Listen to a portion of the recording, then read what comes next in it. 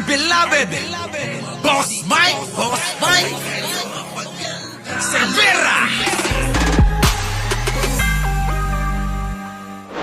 Kay hinimok ang mga taga-suporta na huwag nang makialam sa kanyang kaso sa ICC. Narito ang news scoop ni Kim Gomez. Narinig ninyo, kayong mga DDS, ha? Palusot lang nila to. Oo.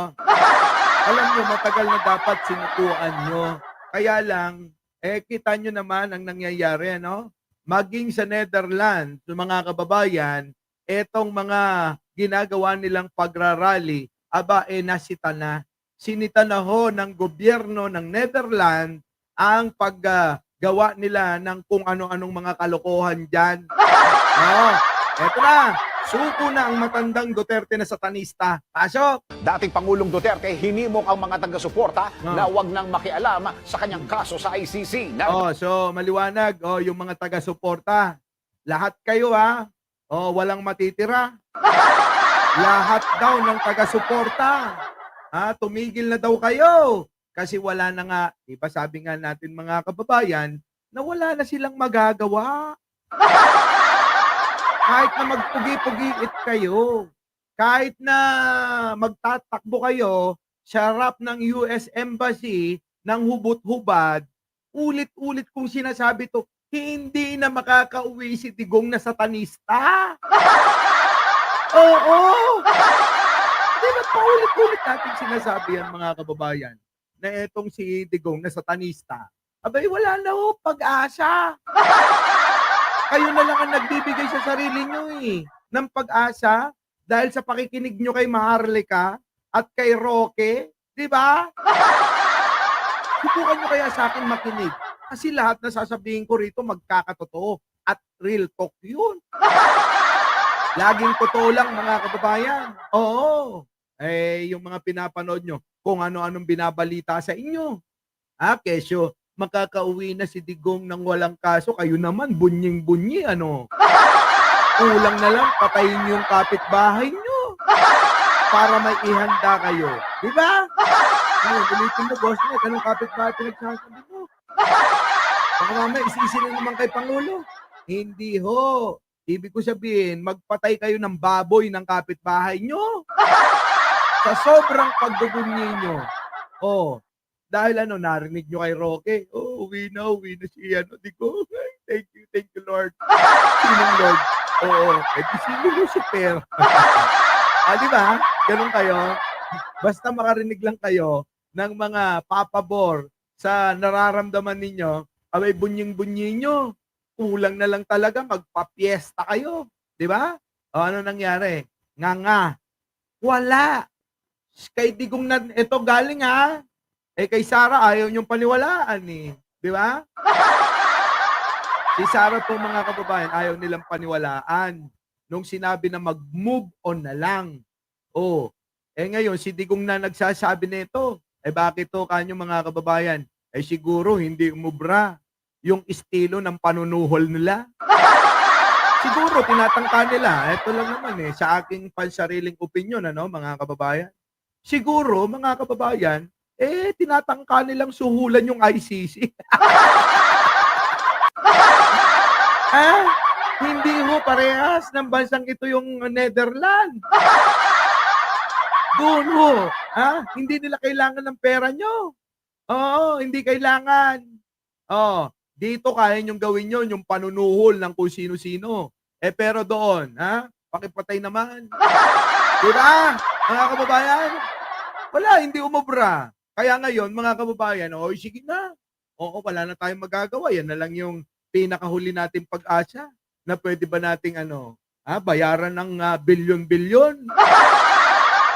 Wala mga kababayan Hindi tinanggap siguro o hindi umubra yung pakiusap nila. Kaya, uwi na lang kayo. Tumigil na kayo. Sayang lang yung pagod nyo. Siguro yung matandang Duterte na satanista, mga kababayan, naisip din niya, na sayang yung effort ninyo, magtrabaho na lang kayo, at sa mga nananawagan ng mga vlogger, bigay nyo yung mga pera nyo. Ganun na lang, Ay, nako, mga kababayan, sa mga hindi pa naman nagla-like dyan, Mag-like na kayo. Sige na. Ito na. Tuloy na natin mga kababayan. Dating Pangulong Duterte hinimok ang mga taga-suporta na wag nang makialam sa kanyang kaso sa ICC. Narito ang news scoop ni Kim Gomez. Yun, no? Hinimok ni dating Pangulong Rodrigo Duterte ang kanyang mga taga-suporta na dumistansya sa pagbibigay ng komento ukol sa kinakaharap niyang kaso sa International Criminal Court na Crimes Against Humanity. Nako, Crimes Against Humanity yung kanyang kaso. Kayo, mga vlogger, ha? Yung mga vlogger-vloggeran. Vlogger-vloggeran na katulad ko, ha? Itigil nyo na yan. Yung pagbibigay nyo ng mga opinion nyo, akala nyo abogado kayo ng ICC. Hindi na makakatulong yan. Sabi mismo ng poon ninyo na si Digong. Sa kanya mismo galing yan, mga kababayan, ha? Hindi sa ating galing yan. So ano pang mangyayari dito? Magkakatotoo na, mga kababayan, yung sinasabi natin na isang araw, 2 araw, 3 araw, 1 linggo, hanggang 2 linggo, mga kababayan, ano mangyayari? Makakalimutan na si Digong. Diba? Magagaya lang huyang kay Kibuloy. Lagi ko po sinasabi yan. Sa kasaysayan, alam nyo, yung mga tao mahilig makisakay sa mga trending na issue. At ang uso ngayon na issue, yung barilan doon sa buso-buso. Yun na ho ngayon ang bago. Kaya, limot na natin si Digong, Ha? Total naman, satanista yun eh. So, ang bagong trending ngayon, mga kababayan, ano ba? Doon tayo, saan? Sa nangyaring road rage sa may buso-buso, Antipolo. Yun ngayon ang pinagkakaabalahan ng mga tao. Si Digong Boss Mike, wala na. Konti na lang, makakalimutan na. Ito na. Bakit? Ano yan? Ibinahagi ng kanyang anak na si Vice President Sara Duterte ang mensahe, kung saan sinabihan niya ng dating Pangulo na hayaan na lamang umusad ang legal na proseso kaugnay sa kaso nito. Ayun naman yung sinasabi ko lagi. May proseso naman kasi yan. Ulitin ko, ang ICC, hindi naman basta-basta korte-kortehan. Hindi naman yung barangay, mga kababayan, na pagkatapos nyo mag-usap, uuwi ka na. ICC yan. Hindi barangay lang. Ngayon, sa kanila na mismo galing, na hayaan na umusad ang alin? Ang pag-iimbestiga, ang kaso dyan sa ICC. Di ba lagi ko naman sinasabi to? Di ba, mga kababayan? Lagi kong sinasabi na hayaan na natin umusad tong kaso na to at hayaan na yung ICC kung ano maging desisyon. Kung ang desisyon ay papabor sa mga Duterte, okay yun. Congratulations. Kung hindi naman pumabor, dapat tanggapin nyo yun. Ganun lang kasimple, mga kababayan eh. Di ba? Ganun lang kasimple. Na tanggapin lahat yan. Huwag kayong mag-alala, September pa naman, mag-uumpisa. Medyo matagal-tagal pa. Aabutin pa ng taon sa susunod na hearing niya. Matapos ang September. Kita nyo? Napakatagal. Kayo ba'y tatagal dyan sa ginagawa nyong yan, Para kayong mga inutil dyan. Na na sumasamba sa isang satanista. Tuloy. Ayon kay VP Sara, sinabi rin ng kanyang ama na kung gusto ng mga taga-suporta nito na ipahayag ang pagsuporta at galit ay mas mainam na wag ng pag-usapan ang kaso ng dating Pangulo. Kasabay Kita nyo, wag nyo nang pag-usapan si Digong, ibig sabihin, kalimutan nyo na siya. Madali lang hong kalimutan si Digong. Oo, sa totoo lang, napakadali nang limutin yan. Mga kabayan? Oo, live to. Ano ba kayo? Live to. Nasasanay na kayo sa replay. Live po ito, mga kababayan, Oo, live na live po ito. Nandito na ako sa aking studio. Oo, matatagpuan nyo sa Green Hills, San Juan. Ito na, mga kababayan. nito, hinimok ng nakakatandang Duterte ang kanyang mga taga-suporta na iboto sa darating na halalan ang senatorial candidates ng PDP laban. Sabi ko sa inyo, yun ang tumbok nito, mga kababayan di ba? Ginagamit nila si Digong para maipanalo yung mga kandidato nila na parang nag-deliver lang daw ng suka.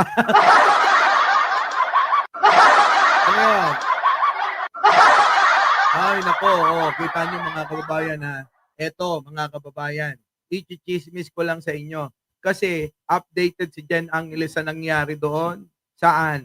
Sa nangyaring road rage sa may Buso-Buso, Antipolo. Yung binaril ng mga rider na mayayabang daw, mga kababayan na naghahanap talaga ng gulo, ayun. Oo, sumalangit nawa. Ang kanyang kaluluwa ay yumao na ho. Oo, ha? Yumao na ho yung isang rider na tinadtad ng bala netong driver na nakaalitan nila at binugbog ng pinagtulungan ng mga magkakasamang rider. Ano po? Oh, so yan ang bagong latest update sa nangyaring road rage sa may Buso-Buso, Antipolo, mga kababayan. Mas okay na yan na pag-usapan yung mga ganyan. Ngayon ha, kasi kita nyo naman si Digong ayaw na rin, ano. Ha? Suko na si Digong, mga kababayan. Suko na. Wala na. Wala na ho. Sabi nga ng kanta natin eh, Duterte ay lulubog na rin. Ha? Ay tama-tama ho yung ginawa nating kanta din eh. Nalulubog na. Our beloved Boss